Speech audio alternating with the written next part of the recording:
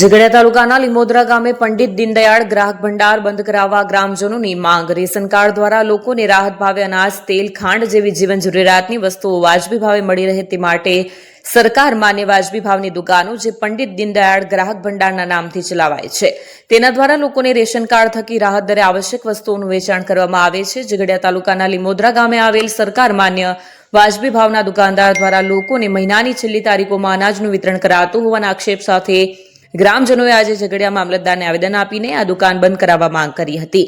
ગ્રામજનોએ આવેદનમાં આક્ષેપ કર્યો હતો કે દુકાનદાર લીમોદરા ગામે રહેતા નથી તેમજ લોકોને પૂરતા પ્રમાણમાં અનાજ આપતા નથી તેમજ કાર્ડ ધારકો સાથે ખરાબ વર્તન કરી દાદાગીરી કરતા હોવાનો પણ લોકોએ આવેદનમાં આક્ષેપ કરતા પંથકમાં ચકચાર મચી જવા પામી હતી। ગ્રામજનોએ આવેદનમાં જણાવ્યા મુજબ જો આ દુકાન બંધ કરીને અન્ય બીજા વ્યક્તિની દુકાન માટે નિમણૂક નહીં કરાય તો ના છૂટકે ગાંધી ચિંતા માર્ગે આંદોલન કરવાની ચીમકી ઉચ્ચારી હતી।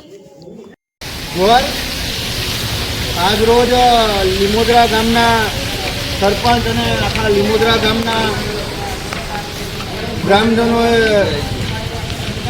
જે સરકાર સસ્તી અનાજની જે દુકાન હોય છે જે દીનદયાળ ઉપાધ્યાય ગ્રાહક ભંડારની એમાં જે દુકાન ચાલક છે તેમનું નામ છે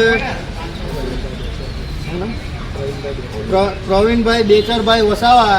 જેઓ ગ્રામજનોનો અને સરપંચ સાહેબનો જે આક્ષેપ છે કે જે અનાજ સરકારી અનાજ જે આવે છે એ અનાજ યોગ્ય મળતું નહીં, આપે છે તો અંદર ઓછું આપે, કિલો 2 કિલો જેવું ઓછું આપે તથા વધુમાં જે દુકાનધારક છે એ ગ્રામજનો જોડે પણ ગેરવર્તણૂક કરે છે અને એનું આવેદનપત્ર આજે પૂરા લીમોદરા ગામના સરપંચ અને ગ્રામજનો દ્વારા મામલતદાર સાહેબને આપવામાં આવ્યું છે।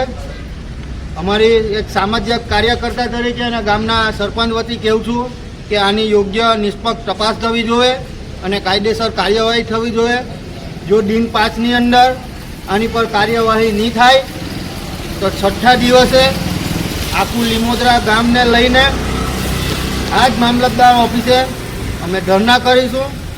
જ્યાં લડવાનું થાય ત્યાં આમ આ જે દુકાનધારક છે એની સામે જ્યાં લડવાનું થાય ત્યાં લડી લઈશું।